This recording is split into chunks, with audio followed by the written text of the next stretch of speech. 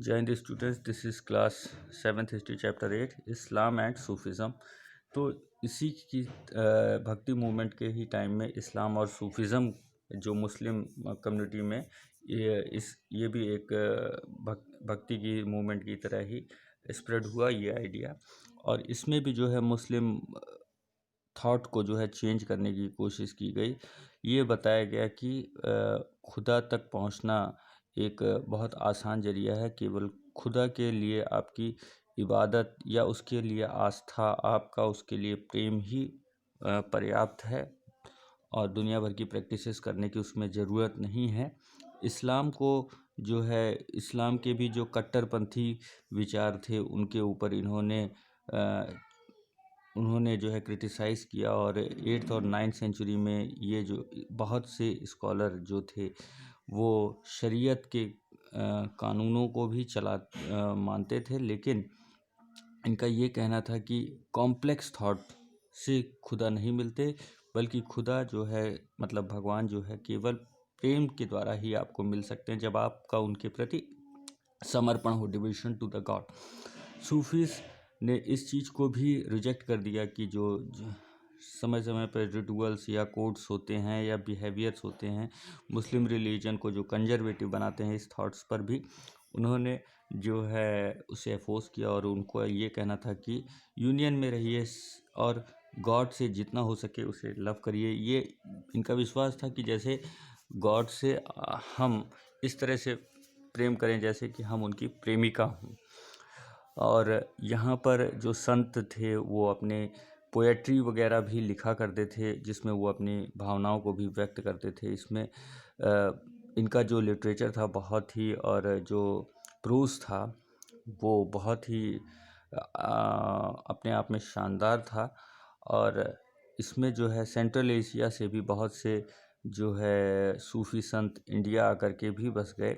सूफ़ी विचारधारा इंडिया में middle Asia से इंडिया में आई, और इसने जो है दिल में ईश्वर के लिए जगह बनाने की बात की।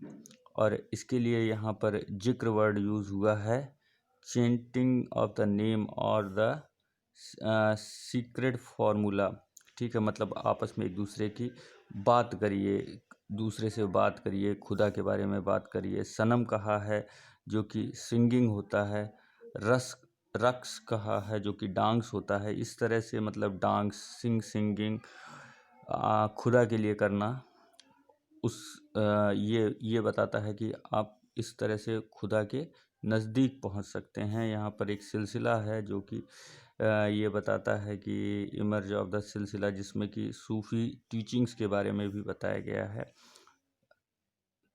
यहाँ पर कई तरह की जो बातें जिससे खुदा तक पहुँचा जाता है उसे तरीक़ा के नाम से इंट्रोड्यूस किया गया है। तो सूफ़ी जो संत थे वो मुस्लिम्स रिफॉर्मर्स थे, रिलीजियस रिफॉर्मर्स थे, और उसको जो है गाना बजाना करके जो है वो अपने आइडियाज़ को स्प्रेड करते थे। और ये सेंट्रल एशिया से हिंदुस्तान में 11th सेंचुरी में बहुत से सूफ़ी संत आए थे। दिल्ली में जो है दिल्ली, अजमेर, इसमें भी बहुत सारे संत आकर के बस गए थे सूफ़ी संत। इसमें जैसे कि बताया जा रहा है चिश्तिया सिलसिला जो है वो हमारे देश में आया था। ठीक है, ख्वाजा मोइनुद्दीन चिश्ती की दरगाह अजमेर में है, कुतुबुद्दीन बख्तियार काकी की दरगाह दिल्ली में है, और बाबा फरीद पंजाब में है। ख्वाजा निजामुद्दीन औलिया भी दिल्ली में है। बंदा नवाज गेसू दराज ऑफ गुलबर्ग ये मज़ार हैं। और इस तरह से जो है ये पूरे देश भर में फैलने लगे। तो जो है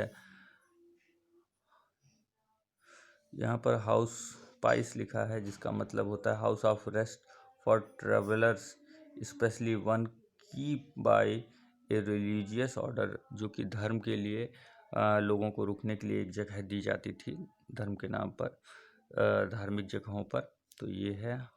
तो इनके जो है कई समर्थक, बड़े बड़े रॉयल नोबेल्टी और रॉयल क्लास के लोग भी यहाँ पर आया करते थे, जो कि इसके खानकाह में, जहाँ पर इनका इनका रुकने का स्थान होता था, वहाँ पर आकर के सूफियों के साथ बैठक करते थे, उनके साथ उठते बैठते थे और उनके साथ जब भी कोई उनका म्यूजिशियन या म्यूजिकल या कोई प्रोग्राम ऑर्गेनाइज होता था तो उसमें पार्टिसिपेट करते थे।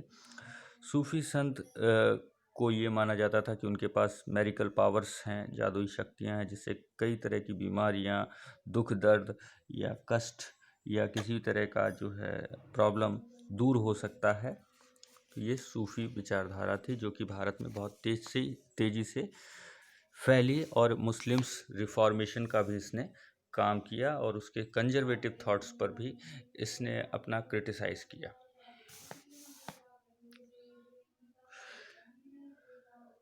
यहाँ पर बताया गया है कि खुदा को ढूंढने के लिए वो कई जगह गया, लेकिन उसे खुदा केवल मिले तो अपने दिल में ही मिले।